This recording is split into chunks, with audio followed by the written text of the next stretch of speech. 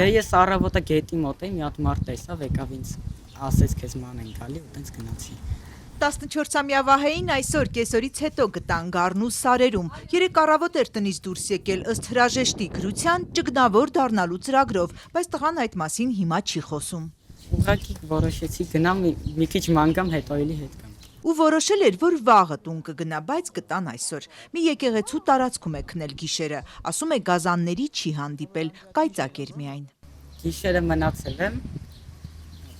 տենց մի քանի ժամ քնել եմ, հետո էլի զարթնում եմ։ Էլի ես տնից գնալու դեռ չէ, ժպտում է Վահեն, որ նա տնից դուրս է եկել հրաժեշտի նամակով, առավոտյան տարածվեց։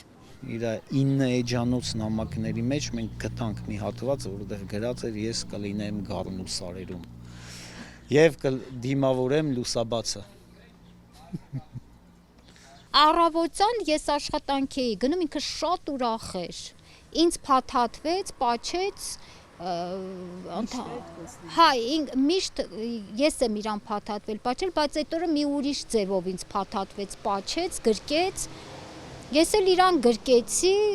Վահե ջան ասեցի, դե գնում եմ ես աշխատանքի, մինչև կվերադառնամ։ Դե գրելա, որ ուզում է ճգնավոր դառնա, Գառնիի սարերն է գնալու։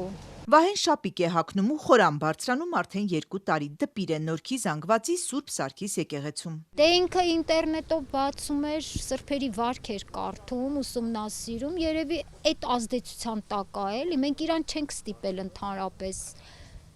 Ինքը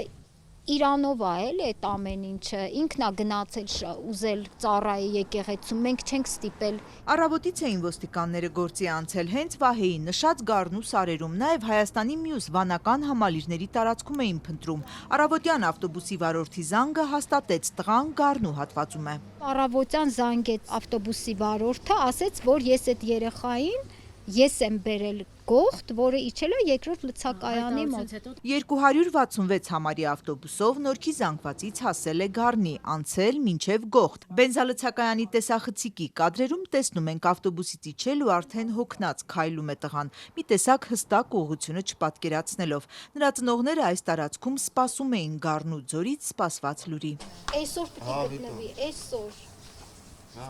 Րոպեներ անց Վահեի հայրը զանգ ստացավ, գտել են։ Ալո, սակուլ գտել եք։ Սակուլը չի արենն է, սակուլին հետո հետո։ Հոչի փախնում մախնում։ Չէ, գալիս է խելոք։ Վայ, всё, փարքած։ Հիմա ասել եք այդ մարդը ձեռից բռնի պահի տեր չթողի։ Դերը բռնելա, բացելա, մենք այդ խոսացինք, ասինք հանգիստ արի հանգարտ բան չանես, ասա հանգիստ։ Լավ, հա, սիմֆոնիա, հա։ Ես գիտեի, որ գտնեմ, ես իմ մեջ սենց հանգստություն կար։ Տիկին Գայանեն հենց իմացավ, որ որդին գտնվել է, սկսեց բարկանալ նրա վրա։ Այդ որ հրեշտակը հուշեց 14 տարեկանում վանք գնալ ճգնելու։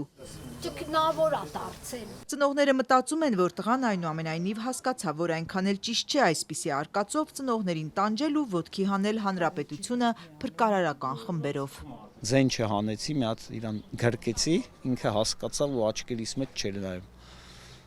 Այսինքն ինձ թվում է հասկացավ, որ չի կարելի մյուս անգամ։ Խորը adekvat երեխա է, ուղղակի մի քիչ փակ է, չի կիսվում։ Դրա համար մենք չէինք հասկանում, որ ցած բան կարող է անի ինքը։ Այժմ մտածում են, որպեսզի տղան ինքնուրույն չսուզվի սրբերի կյանքի մանրամասների մեջ, նրան մասնագիտական աջակցություն ցույց տան հոգևորականն ու հոգեբանը։ Ասում եմ, որտեղ ես քնել։